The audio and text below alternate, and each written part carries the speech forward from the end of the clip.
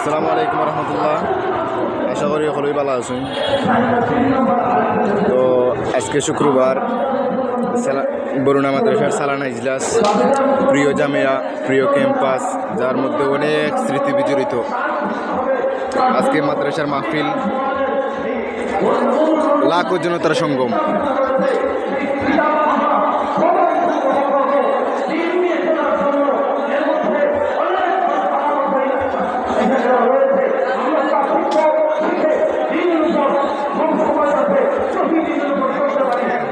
ওই যে একটা বিল্ডিং, এটা হচ্ছে মাদ্রাসার পুরাতন বিল্ডিং, মসজিদ আবু বকর। এটারে আমরা ডাকি আল খলিল ভবন। বর্তমানে যেটা থেকে ভিডিও করতেছি এটা হচ্ছে গিয়া ফেদা ইসলাম ভবন।